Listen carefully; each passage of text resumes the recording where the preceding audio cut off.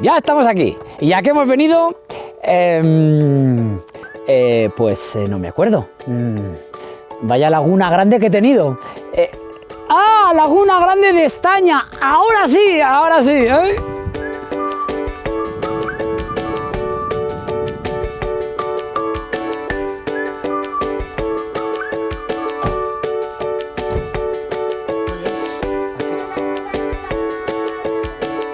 Tú, Blas, estudias las lagunas y los sibones para obtener datos sobre el cambio climático. Para situarnos, ¿cómo van esos datos?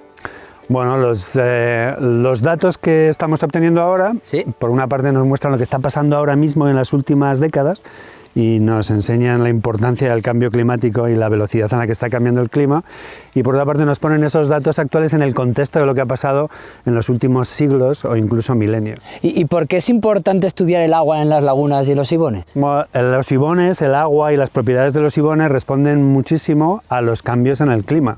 De hecho, aquí en Estaña, por ejemplo, el nivel del lago fluctúa mucho en función de que llueva más o de que llueva menos. Esto es como un pluviómetro que nos mide lo que está sucediendo con el clima. Pues a mí me gustaría mucho que me enseñaras cómo hacéis estas mediciones. ¿Me lo enseñas? Venga, encantado, sí. ¿Sí? Ven. Pero para eso tenemos que montarnos en la barca. ¿Cómo que una barca? Claro, hay que ir al fondo del lago y ver las propiedades del agua en el Pero fondo sin del lago. baño. Bueno, sin baño ya veremos. Pues venga, va.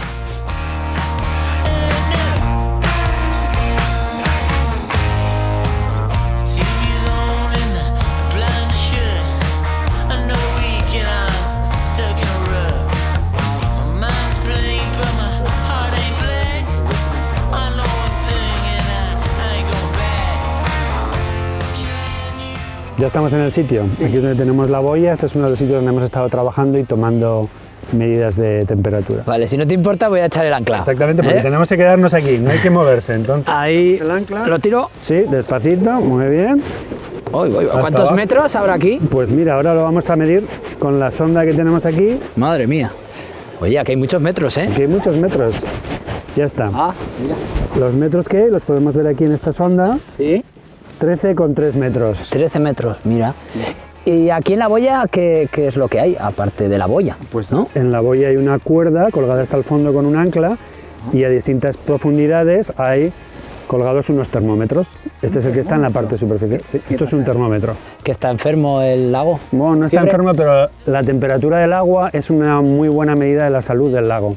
Y lo que hacemos es medir esa temperatura a distintas profundidades. ¿Y cómo lo medís? Bueno, pues el termómetro este tiene un lector de temperatura que mide la temperatura cada hora.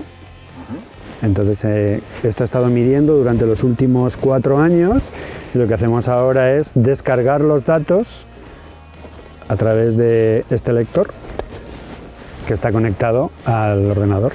Entonces, descarga todas las medidas que ha hecho durante cada hora, desde el último periodo que lo hemos descargado, pero estos han estado aquí 4 años. Entonces, sabemos cuál ha sido la fiebre, la temperatura del agua en la superficie desde el 2018. ¿Y qué más mediciones hacéis? Bueno, esto lo medimos a distintas profundidades porque es importante saber la temperatura, la fiebre del lago en superficie, que responde mucho a la temperatura de la atmósfera. Pero lo más importante para el estado ecológico del lago es ver cómo ese calor se transmite en profundidad, porque los lagos en verano están más calientes en la parte de arriba, se va calentando toda la masa del agua y al final llega a mezclarse todo el agua al final del verano.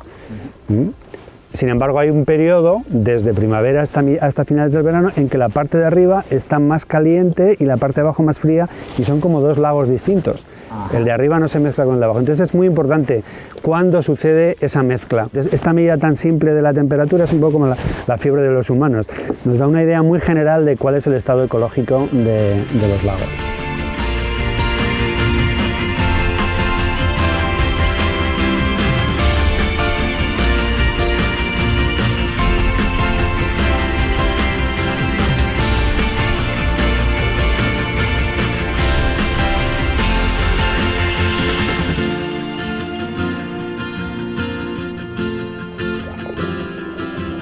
Bueno, pues ahora que está todo medido ya, ¿qué te parece si volvemos a tierra firme? Me parece bien.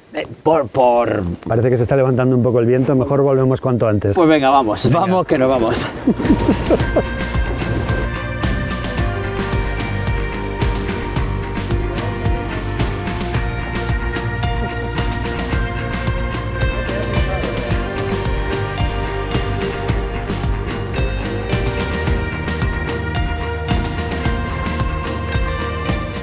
Bueno, hemos estado realizando las mediciones aquí abajo en esta laguna, Sí. pero hay dos, yo creía que solo había una. Bueno, de hecho se llaman las balsas de Estaña porque hay varias balsas, son varios lagos, Sí. que en momentos en los que el nivel del lago está bajo, Sí. como pasa ahora, tenemos dos.